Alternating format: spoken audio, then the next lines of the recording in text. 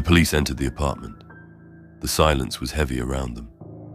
After forcing open the bedroom door, they froze. A man and a woman lay on the bed, lifeless, their hands entwined. It was a final pose of love, untouched by time, immune to sound. It was too still, too quiet. Later, they were identified as Simon and Lena. On the nightstand, a worn journal lay, its pages frayed. It would soon reveal itself as the only clue, detailing Simon's haunting love for Lena. Forensics cleared Detective Harris to read the journal. He flipped it open, the pages worn, each one filled with careful, deliberate handwriting. He paused, his eyes scanning the first few lines. This is what the journal had written in it, dated May 15th, 2025. As I sit here in the dark, I'm writing my love confession. I've fallen in love with her. She's my roommate, and no matter what I do, she keeps pushing me away. She brings men home, and I pretend it doesn't bother me, but it does. I just need her to see me, to notice me. I've lived here for a month now, a full month. It's not a big space, but it's mine. Small, yes, but it works. I don't mind it. I don't need much. She brings men home and I pretend it doesn't bother me, but it does. I just need her to see me, to notice me. Let me start by explaining our rules. It's simple. She respects my space. I respect hers. We don't talk, and that's fine. We don't need to. She comes home just after 7. I know the sound of the door, the rhythm of her footsteps, the soft thud of her bag hitting the floor. She always opens the window.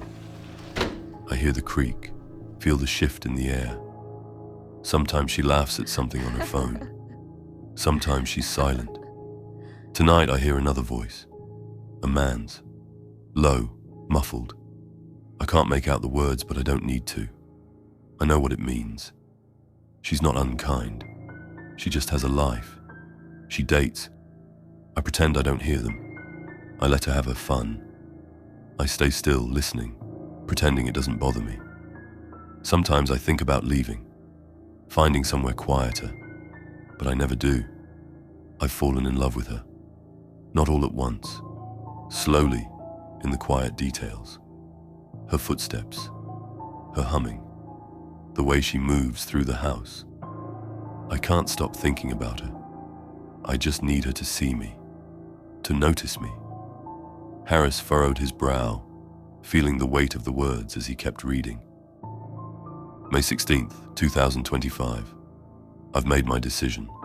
I'll start leaving her small gifts, subtle things, nothing overwhelming, just tokens, a way to show her I care. I watch her routine from the shadows, my breath shallow, my chest tight. Then I slip back to my space. Tonight I left a bouquet of flowers outside her main door. In the morning she opens it, ready for work, and sees them. She pauses, confused, maybe annoyed. She picks them up, looking around like someone might jump out. She studies the flowers for a second, then finds the note I tucked in. Just a few words, nothing dramatic. She reads it. Her expression shifts, uncomfortable, annoyed. She walks straight to the trash, crumples the note, and throws it away. The flowers go in too. I watch from the crack of the door, my eyes narrow. She didn't even think twice. She didn't keep them, but she didn't destroy them either. She just discarded them. I go back to my notebook. My grip tightens around the pen. My breathing is shallow, but I smile. Just a little. She's just testing me. I know she is. I'll show her. I sit back down and look at the next gift I've prepared. Another note. I pick up the pen again. This time, the words come faster. My heart pounds harder. She'll come around. She has to. She just needs time. Later that night, while she slept, curled under her blankets, peaceful and still, I moved through the house silently. The only light came from the street, pale through her curtains. I slipped into her room, unnoticed, like I'd done before. I stood over her, watching. Her breathing was soft, her face relaxed. I reached out, fingers trembling, and ran my hand through her hair. Slowly, gently. I inhaled deeply, closing my eyes. She smelled beautiful. I couldn't help myself. I just needed to be near her. I lingered for a while longer, memorizing everything about her. Then I stepped back, slowly fading into the dark, and slipped out. May 17th, 2025. She found the pendant I'd left on her bedside table. She stopped, stared at it, picked it up like it was something dangerous. Her lips pressed together. Tension, fear. She ran straight to the trash and dropped it in. I watched her from the shadows. My fists were clenched. My breath was quick. She left the house.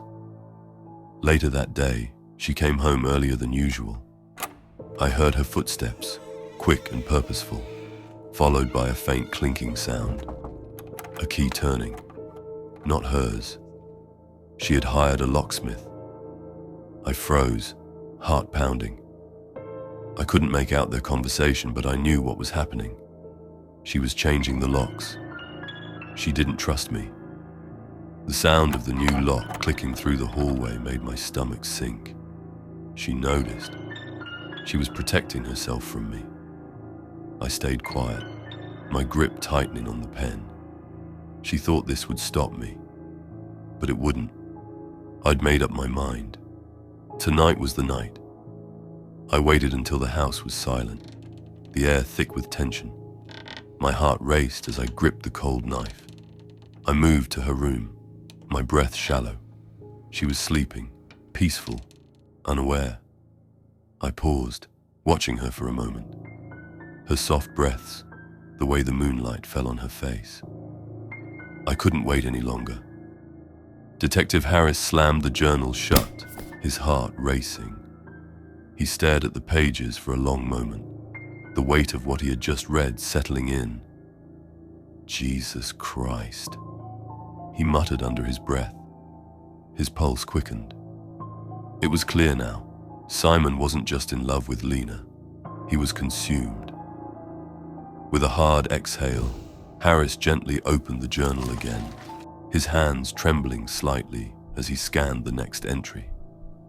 Every word felt like a ticking clock, counting down to something he couldn't control. Detective Harris continued reading. Later that night, I approached her carefully, my breath shallow. Before she could scream, I covered her mouth with my hand. Her eyes snapped open, confusion turning into panic. The knife rested gently against her side, a quiet threat. "Shh," I murmured, my voice trembling with longing. "Please don't scream, just stay quiet."